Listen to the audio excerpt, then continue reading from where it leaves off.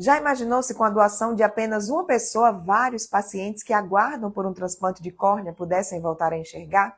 Eu tenho uma boa notícia. A ciência já está trabalhando para isso. No vídeo de hoje, nós vamos conhecer um estudo que vem sendo desenvolvido por um grupo de pesquisadores de vários lugares do mundo, entre eles um médico potiguar, com o objetivo de encontrar soluções para a demanda e também para o problema de rejeição em casos de transplante de córnea. Eu sou Juliana Garcia, você está no canal TV Viver Bem. Se ainda não é inscrito, se inscreve no nosso canal, ativa as notificações para ficar sabendo sempre em primeira mão quando um novo vídeo é postado aqui. E você também ajuda o nosso canal a crescer compartilhando esse vídeo com as pessoas que você conhece. E agora sim, vamos à entrevista de hoje, saber os avanços na área de transplante de córnea.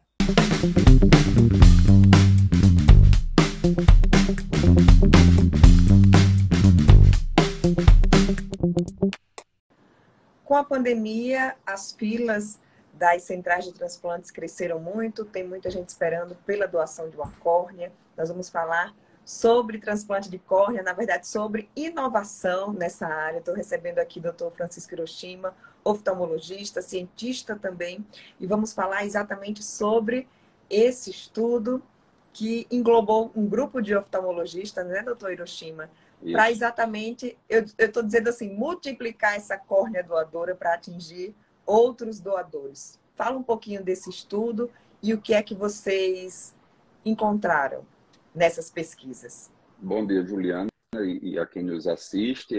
Essa pesquisa ela é motivo do doutorado do doutor Francisco Bandeira, que é oftalmologista, lá da Universidade Federal de São Paulo, e que tem como seu orientador uma das maiores autoridades no assunto, que é o doutor José Álvaro, que também é professor daquela instituição. Então, a pergunta dessa pesquisa será que eu posso, uma única córnea doadora de um cadáver, que hoje atende basicamente um único paciente, será que eu posso fazer essa córnea ser replicada na sua atenção ao paciente? Ou seja, será que eu posso fazer uma córnea atender mais de um paciente? E a resposta é que sim. Ou seja, existem técnicas, que foi essa técnica desenvolvida nessa pesquisa, que pode possibilitar essa grande vantagem, né? Na prática, como é que é essa técnica e como é que acontece, digamos, essa duplicação, essa multiplicação dessas células da córnea? Isso. Para a gente falar de uma maneira bem acessível para quem nos escuta, então imagine vocês um paciente que está precisando de um coração, não é isso?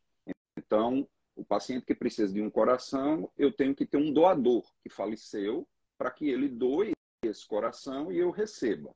Então, eu só tenho a doação de um para um.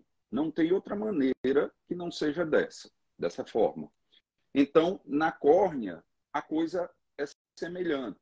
No entanto, a técnica que foi desenvolvida foi de poder pegar células dessa córnea doadora, cultivá-las, fazer essa cultura ser ampliada e essas células poderem ser injetadas dentro do olho doente que precisa dessa doação, e aí sim eu atender 30, 40 pessoas. Isso aí a gente não sabe o número que se pode ser até mais, né? Porque foi feito inicialmente em animais, em coelhos, mas a expectativa é que possa chegar até um número maior.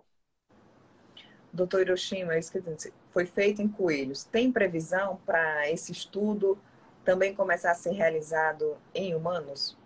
Sim, a perspectiva é que esse estudo ele passe a ser um protocolo de pesquisa, né, dentro das regulamentações éticas, de bioética, e que, comprovada a eficácia e a eficiência dessa técnica em humanos, no futuro breve, após toda a regulamentação do procedimento e aprovação, poder chegar a ser uma prática corriqueira na oftalmologia. Você falou que é um estudo pioneiro aqui nas Américas, né? E o que é que esse estudo representa? Falando como oftalmologista E tendo essa consciência da quantidade de pessoas que estão hoje aguardando o transplante de córnea.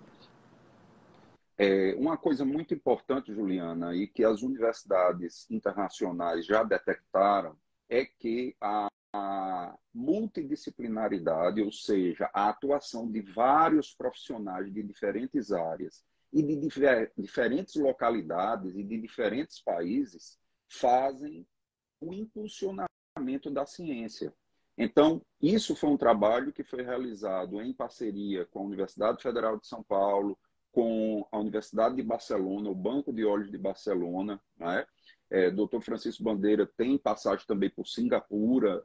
Então, você vê que é uma junção, um grande network científico, né? De pessoas que têm muita bagagem disso e que fazem às vezes a gente que tem uma deficiência em uma área superar essa deficiência devido à bagagem de outra pessoa que a gente tem um network. Então, na ciência, a gente costuma dizer que um cientista não trabalha só. Quando você vê um cientista dizendo que trabalha sozinho, só ele descobriu, desconfie, porque a ciência ela é feita a várias mãos. E a importância da oftalmologia potiguar, não falo só por mim, eu falo da oftalmologia potiguar, que está num cenário nacional e internacional muito bem colocada. Nós temos aqui profissionais da mais alta qualificação, seja na cirurgia de catarata, cirurgia refrativa, glaucoma, tudo que você possa imaginar. Então, é muito importante para a oftalmologia potiguar esse posicionamento nacional e internacional.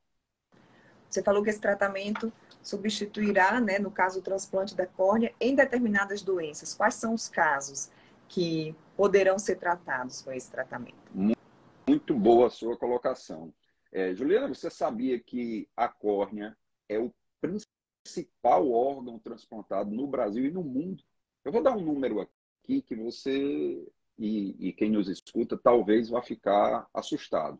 Mas tem um número que eu tenho aqui na cabeça, e é um número antigo, viu? Que é de 2011. Em 2011, se você pegasse o Brasil inteiro, no Brasil inteiro aconteceram em torno de 25 mil transplantes. De quê? Renal, coração, fígado, medula óssea, tudo que você possa imaginar, inclusive o quê? Córnea.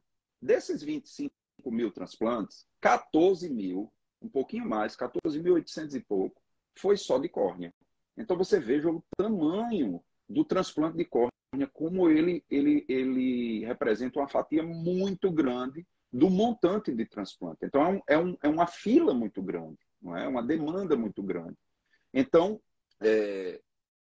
o transplante de córnea ele tem essa importância. Então, por isso que tem que se ter técnicas para poder diminuir essa fila, né?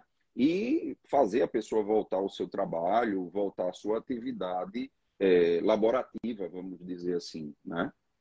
As duas principais causas desses transplantes de córnea, a primeira é o que a gente chama, é um nome científico chamado ceratopatia bolhosa, que é uma doença hereditária que acomete geralmente mulheres na quarta, quinta década de vida e que com o tempo você vai causando edema na córnea e a visão vai caindo.